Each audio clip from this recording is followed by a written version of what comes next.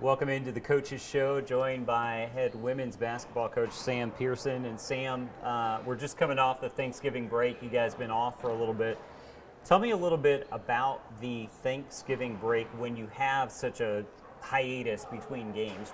How do you kind of stay, focused, and do you give the team a break at all, or do you just kind of pretend like it didn't happen? Yeah. Well, we did give them a break. We did give them a bit of a break. A little longer of a break than we had initially expected. But gave them a break, 5-day break actually, which is a bit challenging. We give them endurance and cardio exercises to do over the break, but kind of put it on them to complete those tasks. Don't really catch up with them and monitor them as they're at home and with their families as much as we'd like to. Right. So it's a bit challenging. And I know, like Lindenwood Belleville, for instance, who we played this evening, they played on Friday and Saturday over the Thanksgiving break while we were at home enjoying Thanksgiving with our families.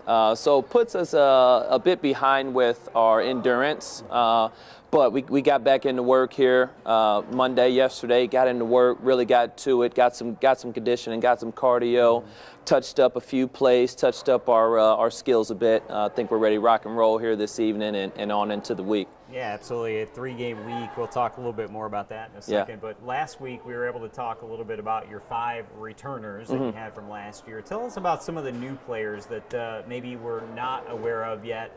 Who has, come on and kind of jump to the forefront type thing as far as your new players that have come on? Yeah. Well, at the point guard position, Izzy Farrell is a local girl, as a matter of fact, from Fox High School. Really good at distributing the basketball, floor general, plays solid on-ball defense, gets everyone involved in their most ideal situations to be successful. Been handling it well at the point for us. Think she's going to be going into the season, be able to shoot it a bit better, attack a bit better, get her own offensive skills going a bit more. Jordan Wyatt is a transfer. It's a transfer from the Colorado area.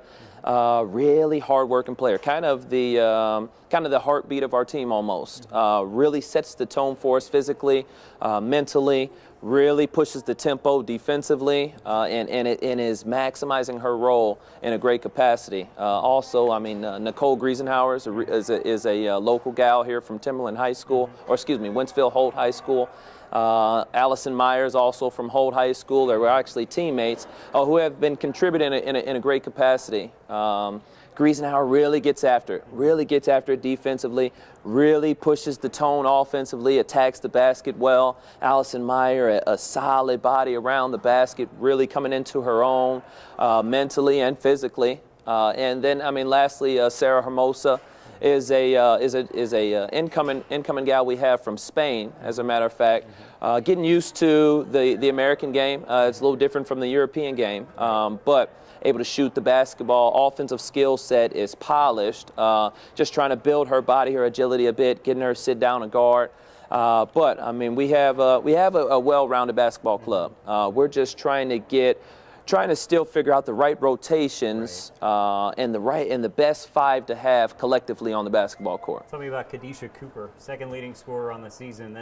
She's doing it. Oh, that's right. That's right. Transfer from Division II. Right. Is a problem offensively. Not for us. Good. No, a luxury for us. she's a luxury for us. But I'm just a matchup nightmare. Can score it inside, can score it outside, put it on the floor. Can score on all 3 levels, meaning inside, mid-range, the triple. Can really fill it up.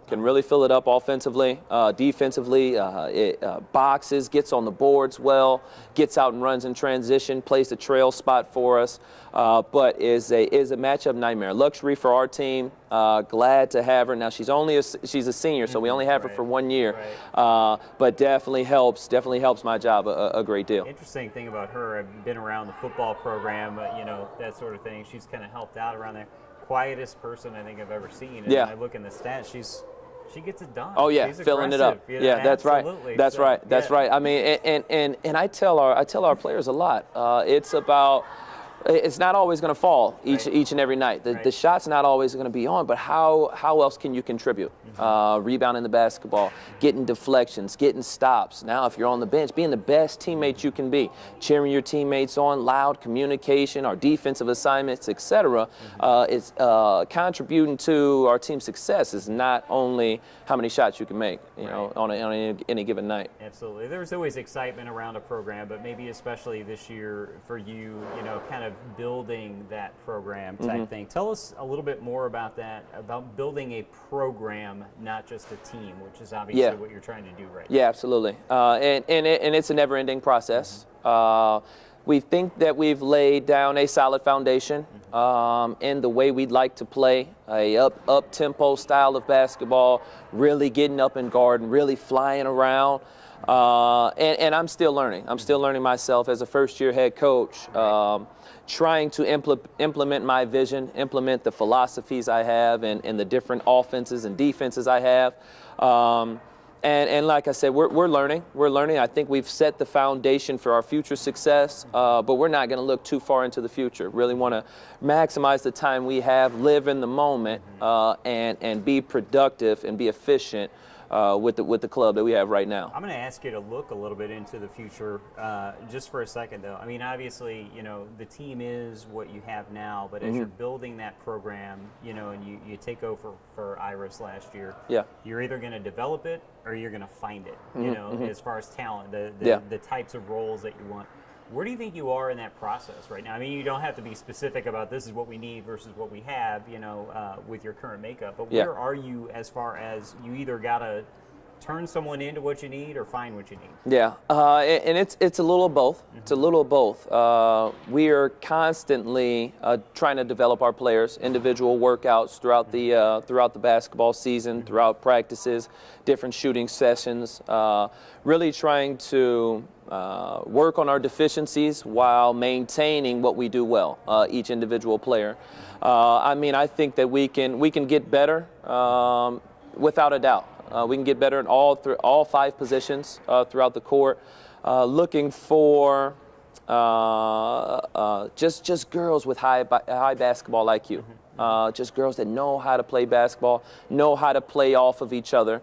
And I think that goes a bit with establishing the culture, our style of play, and recruiting players that fit that style. Right. Yeah, right. yeah. Absolutely. Let's talk a little bit about the upcoming schedule. It's a busy week, 3 games this week, starting with, as you guys gathered a moment ago, we're taping this on Tuesday, but Lindenwood Belleville coming up tonight. I checked the standings. I'm like, that can't be right. 1-6 on the season, ranked number 25 in the country, you know, 1-1 in the conference. Tell us a little bit about them. Lindenwood Belleville, 1-6 as you mentioned. They have played a gauntlet of a schedule. Yeah, exactly. So it's a little deceiving. It's a little deceiving. I mean, they've played Vanguard, they've played Bethel University, Freed-Hardeman, the national champions. Right. So, I mean, they have played a gauntlet of a schedule. Really sound basketball club. Brianna Mueller is filling it up, 20 a game. Right. Number 10, number 12, 33, they all can contribute. 11 handling the basketball, 21 handling the basketball. And I have said, Lindenwood Belleville is such a sneaky club, and I believe that they're often overlooked.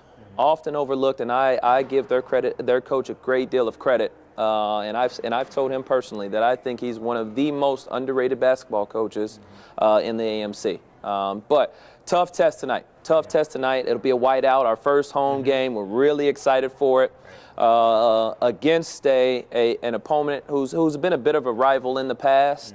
But we're looking forward to the opportunity, looking forward to the challenge. Yeah, one of those almost natural rivalries here in the St. Louis area, just on the other side of the river. And then Harris Stowe and William Woods coming up this week as well.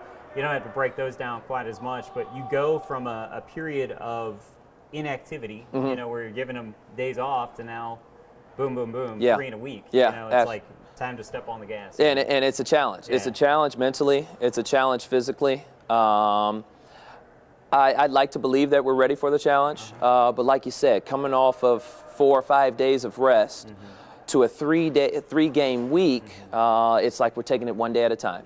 one day at a time, not looking too far ahead to Harris Stowe or even William Woods.